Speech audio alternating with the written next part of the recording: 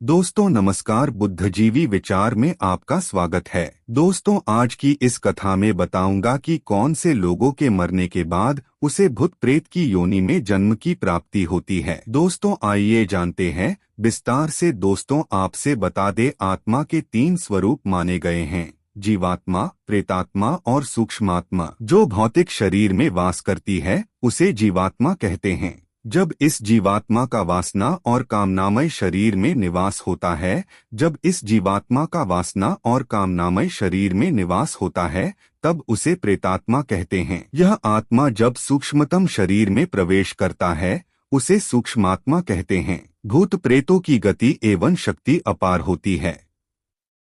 इनकी विभिन्न जातियां होती हैं और उन्हें भूत, प्रेत, राक्षस, पिशाच, यम, शाकिनी, डाकिनी, चुड़ैल, गंधर्व आदि कहा जाता है। दोस्तों हिंदू धर्म में गति और कर्म अनुसार मरने वाले लोगों का विभाजन किया है: भूत, प्रेत, पिशाच, कूष्मांडा, ब्रह्म राक्षस, वेताल और क्षेत्रपाल। उक्त सभी के उपभाग भी होते हैं। आयुर्वेद के अनुसार 18 प्रकार के प्रेत होते हैं। भूत सबसे शुरुआती पद है, या कहें कि जब कोई आम व्यक्ति मरता है तो सर्वप्रथम भूत ही बनता है। इसी तरह जब कोई स्त्री मरती है तो उसे अलग नामों से जाना जाता है।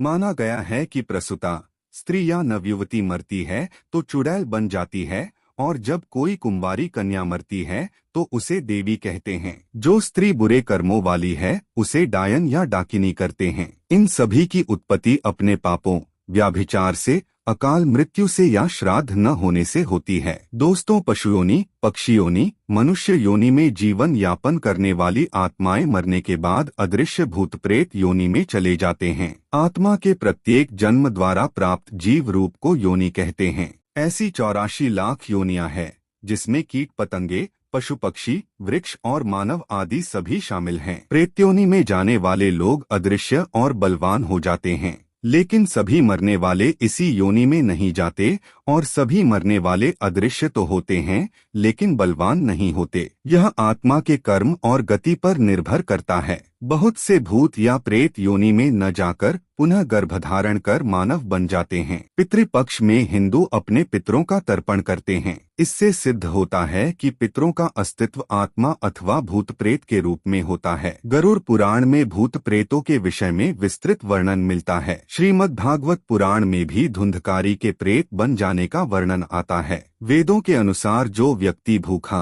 प्यासा, संभोग सुख से विरक्त, राग, क्रोध, द्वेष, लोभ, वासना आदि इच्छाएं और भावनाएं लेकर मरा है, या फिर दुर्घटना, हत्या, आत्महत्या आदि से मरा है, तो वह भूत बनकर भटकता है। ऐसे व्यक्तियों की आत्मा को तृप्त करने के लिए श्राद्ध और तर्पण किया जाता है। जो लोग अपने स्वजनों और पितरों का श्राद्ध और तर्पण नहीं करते वे उन अतृप्त आत्माओं द्वारा परेशान होते हैं। वेदों के अनुसार जिस तरह सुषुप्ति से स्वप्न और स्वप्न से आत्मा जागृति में जाती है, उसी तरह मृत्यु काल में वह जागृति से स्वप्न और स्वप्न से सुषुप्ति में चली जाती हैं, फिर सुषुप्ति से गहन सुषुप्ति में।